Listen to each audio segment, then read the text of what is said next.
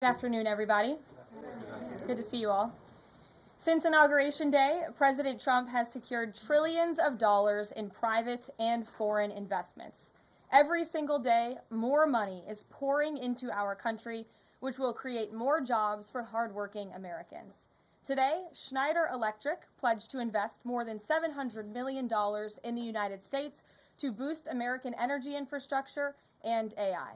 On Monday, Hyundai announced a $20 billion investment in the United States, including $5.8 billion for a new steel plant in Louisiana, which will create nearly 1,500 high-paying jobs. President Trump is truly turning America back into a manufacturing superpower. Yesterday, President Trump marked National Medal of Honor Day by meeting with 21 of our nation's bravest heroes and incredible patriots who have been awarded the highest military honor. Beautiful picture. The president also signed a historic executive order to protect the integrity of American elections by strengthening voter citizenship verification and banning foreign nationals from interfering in U.S. elections. These are the common sense solutions that only Democrats could oppose. But voters deserve elections they can trust, and critical confidence is being restored thanks to President Trump's leadership. Later this afternoon in the East Room, President Trump will mark Women's History Month by honoring the exceptional women around our country, including the highly talented women in his administration and his cabinet. And on an additional scheduling update, the president will hold a press conference in the Oval Office today at 4:00 p.m. to announce tariffs on the auto industry, and I will leave that to him to make that announcement later. Unfortunately, all of this good is happening for our country. This administration is working hard on behalf of the American public every day, but the mainstream media continues to be focused on a sensationalized story from the failing Atlantic magazine that is falling apart by the hour. Here are the facts. The National Security Advisor has taken responsibility for this matter, and the National Security Council immediately said, alongside the White House counsel's office, that they are looking into how a reporter's number was inadvertently added to this messaging thread. We have said all along that no classified material was sent on this messaging thread. There were no locations, no sources, or methods revealed, and there were certainly no war plans discussed. The Atlantic has even admitted this themselves. Their release of these internal messages validates the truth, which we have been saying all along. If this story proves anything, it proves that Democrats and their propagandists in the mainstream media know how to fabricate, orchestrate, and disseminate a misinformation campaign quite well. And there's arguably no one in the media who loves manufacturing and pushing hoaxes more than Jeffrey Goldberg. Goldberg is an anti-Trump hater. He is a registered Democrat. Goldberg's wife is also a registered Democrat and a big Democrat donor who used to work under who? Hillary Clinton. This is the same Jeffrey Goldberg who infamously lied about weapons of mass destruction to get us into the Iraq War, which cost trillions of dollars and thousands of American soldiers. And how else has Goldberg discredited himself?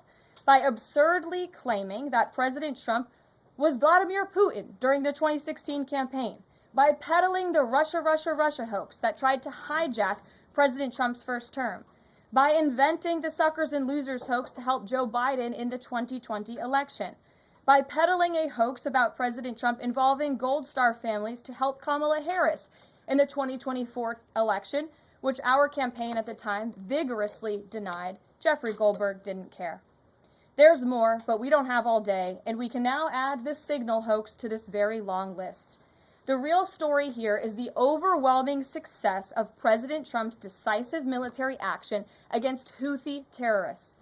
On March 15th, President Trump ordered a series of military operations against the terrorist Houthis to defend U.S. shipping assets in the Red Sea, restore freedom of navigation for international shipping, and defend the United States from enemy threats. United States forces successfully struck dozens of targets across Houthi-controlled territory. And as a result of these actions, several Houthi leaders were killed, including the Houthi drone chief, his deputy, and several of their drone experts and other key leaders. We also destroyed command and controlled facilities, weapons manufacturing facilities, and advanced weapons storage locations. And it's important to remember why this powerful action took place in the first place. because of Joe Biden's incompetence and pathetic weakness on the world stage for years. The Houthi terrorists grew emboldened. Immediately after taking office in 2021, Joe Biden removed the Iran-backed Houthis from the foreign terrorist organization and specifically designated global terrorist list. Did anybody in this room ask the Biden administration at the time why they made such a stupid mistake? This reckless action undid the designation put in place by President Trump during his first term, and what followed was predictable and devastating. The Houthis targeted U.S. military ships and aircraft, hit commercial ships, including U.S.-flagged vessels, threatened our personnel overseas, and attacked our allies in the region. This resulted in more than a year of U.S.-flagged commercial ships being prevented from safely sailing through the Suez Canal, the Red Sea, and the Gulf of Aden. This had a massive negative impact on global trade of the economic security of the United States. Joe Biden was the commander-in-chief, and he sat on his hands while the United States of America was bullied and embarrassed by terrorists. President Trump and his team are putting a stop to these threats and restoring American strength around the world. The Trump peace through strength approach means no terrorist force will stop American commercial and naval vessels from freely sailing the waterways of the world. But unfortunately, this is not what the Democrats and the media want to talk about. They are focused on a coordinated campaign to try and sow chaos in this White House. And this has been the most successful first 2 months of any administration ever, which is exactly why they are doing this. We are not going to bend in the face of this insincere outrage. And here's just one example of how bad faith the Democrats' criticisms are. Democrat Senator Mark Warner is hysterical over the use of Signal, which is an approved encrypted app, in the killing of Houthi terrorists.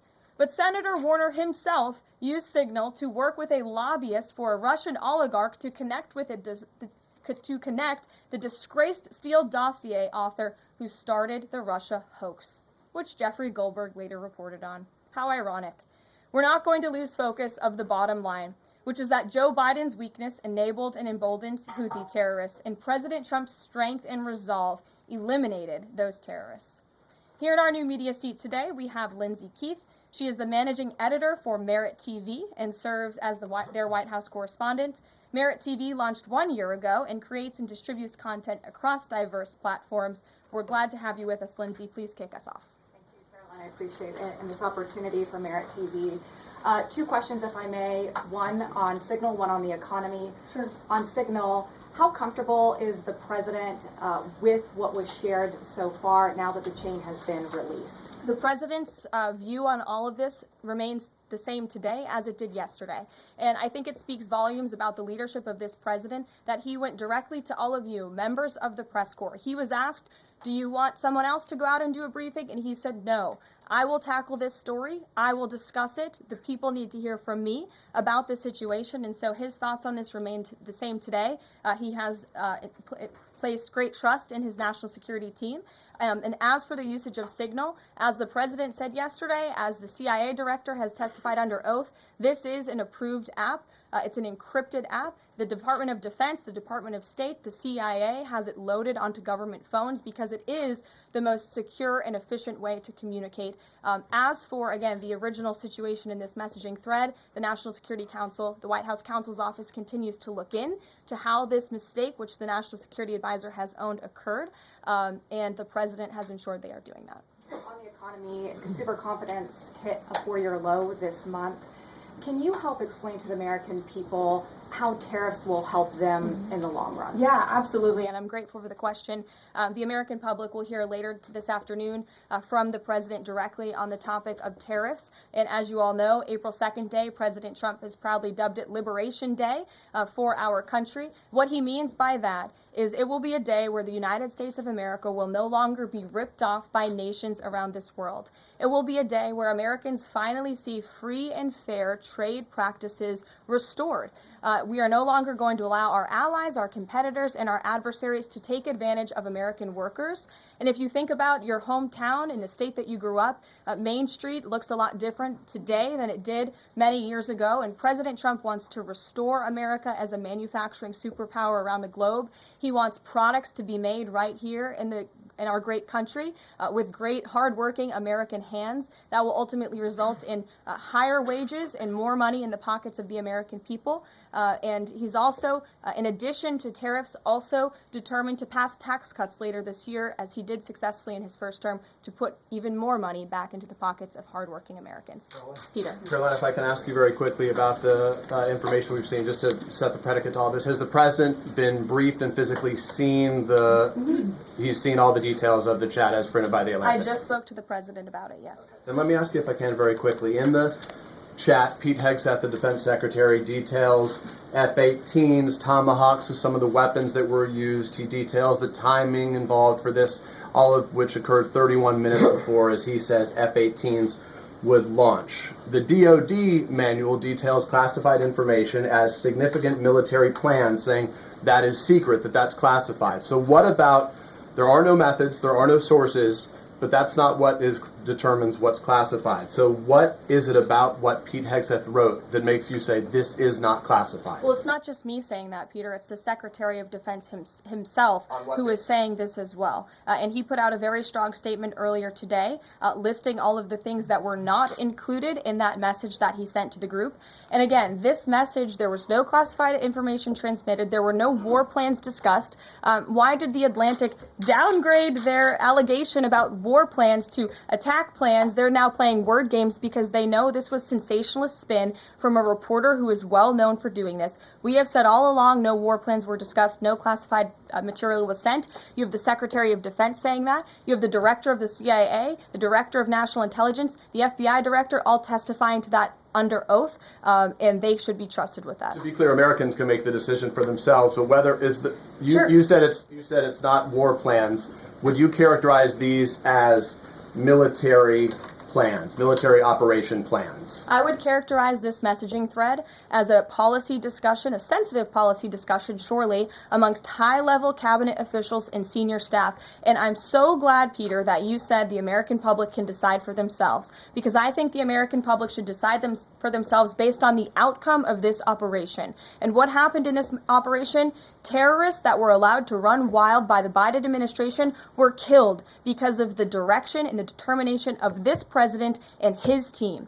And this message also shows, this messaging thread also proved that President Trump has an incredibly dynamic team who is working incredibly hard, flying all over the world to secure world peace and to fix up the foreign policy crises that the previous administration left for this team to inherit. So to be clear, we all in this room and around the country would agree that we're glad no American service members were harmed, and we're glad that the mission was a success. We'll stipulate that. But the president said that Pete Hegseth said none of this was classified. So given the president has seen it now, and given the president understands that significant military plans are deemed classified as secret, how does the president view none of this, which details times and weapons and more, as being not classified? I've already been asked and answered this question. The president's thoughts on this remain the same today as they were yesterday, On what basis, as I'm well asking? as the Secretary of Defense. This question has been asked and answered. There was no classified material discussed. Jackie. On what basis I was asking? Go ahead, Jackie. Thank you, Caroline.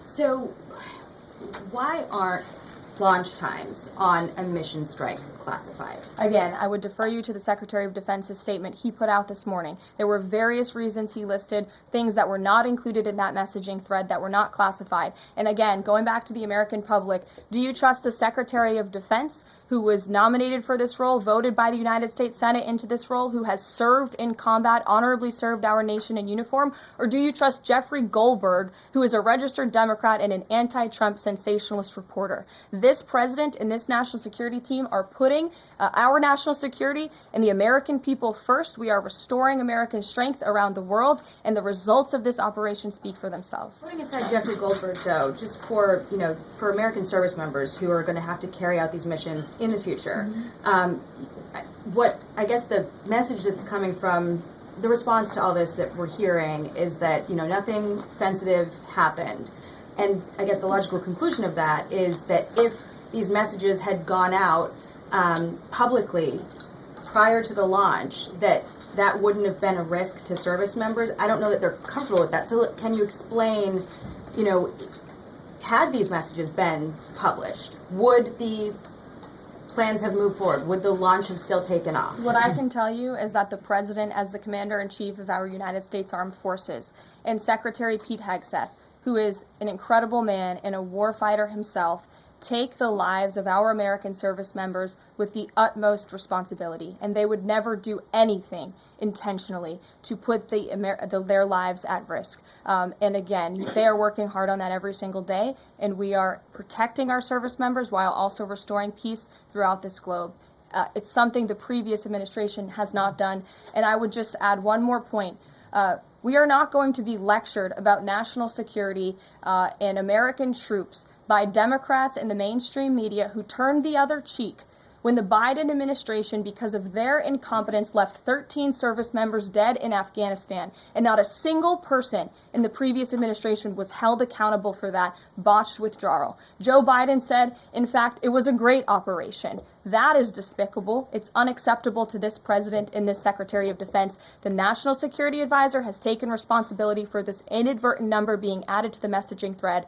But above all, we take the lives of our troops, safety, security, prosperity around the globe with the utmost seriousness. Goldberg's intentions, do you believe Jennifer, that he go would ahead. release that to embarrass the administration ahead of the worldwide threats? Jennifer, go ahead. Given what you've said about the president's trust in his national security team, can you say definitively that no one will lose their jobs? No one will lose their job at all because of this signal situation? What I can say definitively is what I just spoke to the president about, and he continues to have confidence in his national security team. One more. Can I ask one more, Karen? On the targets in Yemen on March 15th, can you say were 100% of the targets that were planned for March 15th, were they all destroyed? Because that would be an indication if some of them were moved or they were not all hit, that maybe perhaps some of the enemies were able to get some of the information in that signals. What I can say about the operation is what the Department of Defense has put out there. I would refer to them for any further operational details.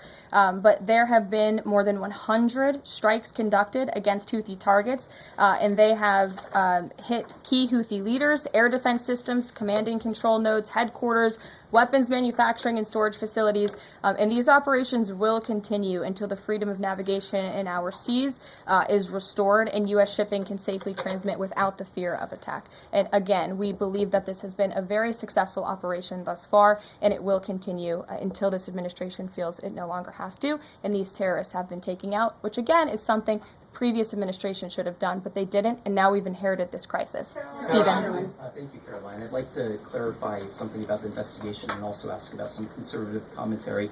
On the investigation, Mike Waltz said last night that he had spoken to Elon Musk about figuring out how Jeffrey Goldberg's number got in his phone. You mentioned the NSC and the White House counsel's office investigating. Can you just clarify who is investigating, who's leading that, and also Dave Portnoy, who endorsed President Trump, said today that he thinks that Mike Waltz should leave. Could you respond to that? Sure. Great respect for Dave Portnoy, but I just answered that previous question from Jennifer. As for your original question about who's looking into the messaging thread, the National Security Council, the White House counsel's office, and also, yes, Elon Musk's team. Elon Musk has offered to put his technical experts on this to figure out how this number was inadvertently added to the chat. Again, to take responsibility and ensure this can never happen again. I have two questions. One on a follow-up on something you just said. But since we have these messages released, and you said that the president has now personally reviewed them, at the chat, at one point, Pete Hegseth wrote 14-15 strike drones on target, and in all caps, he said, "This is when the first bombs will definitely drop." Does the president feel that he was misled by his national security advisors, whoever it was that told him there was no classified information in there, now that he's seen these messages? I've now been asked and answered this question 3 times by the both of you, and I've given you my answer. The president feels the same today as he did yesterday. Okay. Philip. And on my follow-up on what you had just said. Go ahead, Philip. I have a Caitlin, I'm not taking your follow-up. Philip, I have a follow-up on something you expressed just said, though, Caroline. That's Caitlin, regarding I'm not Jeffrey taking Goldberg. your follow-up. Philip, go ahead. I have called Thank on you. The Vice President seemed to express some frustration that Europe wasn't doing more to police waterways in their backyard, noting in that signal thread that 40% of European trade goes through the Suez Canal.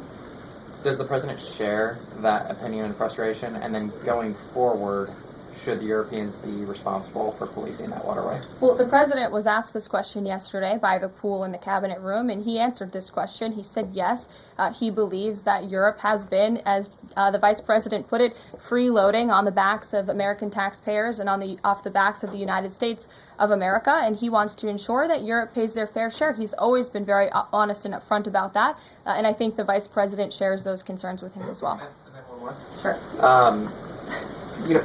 Enlisted soldiers, sailors, and Marines would face consequences if they shared this type of information inadvertently with a reporter. Can you tell us more why the president is so willing to give Mike Waltz a mulligan here? Again, I have now been asked and answered this same question using different language multiple times. If anybody has another question, there's a lot of different things going on in the world. We have tariffs possibly being implemented later today. The president is going to talk about that at 4 o'clock this afternoon. Sure, go ahead. Okay, thank you for taking my question. I wanted to first and foremost thank the administration for the election integrity executive order, because so many journalists for 4 years were banned from talking about this very subject. So thank you to the administration for that. My question is, yesterday President Trump, when signing the order, said that there is more to come when it comes to election integrity. Would that include same-day voting and hand-counted paper ballots? And why are Democrats so against election integrity measures like obviously proof of citizenship when it comes to voting in a United States election? Well, it's a very good question. You'll have to ask the Democrats why they're against so many common sense things, not just mandating voter ID. Why are they against men and women's sports? Why are they against deporting foreign terrorists from American soil who have been designated a foreign terrorist organization? I'm referring to Tren de Aragua. As for the election integrity executive order that the president signed yesterday, this is in an effort to restore trust in American elections. There were more than 10 steps taken, 10 executive actions taken throughout this one order. It directs the Department, or the Attorney General rather, in Homeland Security to prevent non-citizens from any involvement in administering elections. There's also another host of actions. We can provide the fact sheet for you, but it's a very strong election integrity executive order, and the president would also like to see Congress do something about this very important issue. Sure, go ahead. Karoline, the Republicans and Democrats alike have been expressing some concern about the frequency with which senior Trump officials have been using the Signal app. Has there been discussion, or will there be a review about how often they use Signal, and if you could explain to us how they might be considering other applications to get away from something like this happening again? Sure. Well, again, first of all, Signal has been an approved app for government use. It's an encrypted app, and as I said, it's the most safe and efficient way of communicating, especially when people can't be in a skiff or inside a room physically together. I think, as the president said yesterday, he wishes that everybody could be in the room, and it's our goal to ensure that everybody can be. But again, no classified information was discussed in this chat, and any time classified information is discussed amongst high-level officials across this administration, secure lines of communication are used, including, by the way, our special envoy, Steve Witkoff, who I understand the Wall Street Journal erroneously reported that he was on this Signal chat on a personal device while in Moscow. That is absolutely false. Steve Witkoff did not have his personal device, nor did he have his government device with him. He was given a classified, protected server by the United States government, and he was very careful about his communications when he was in Russia. So rest assured to the American public, this administration is taking every precaution when it comes to protecting our national security, and that's why the American people reelected this president, because they know that our national security is in good hands with the President of the United States. Speaking of the Vice President, I understand he's going to be speaking any moment now. I would hate to counter-program the Vice President of the United States. You'll also hear from the President at 3 o'clock. He will be honoring women's history at the Women's History Month celebration. We have a lot of great women across our cabinet who will be in attendance, so we'll see you all there. And then you'll also hear from the President again at 4 o'clock when he talks about tariffs. So plenty of time for more questions. Sorry it's a bit shorter today, guys. We'll see you later.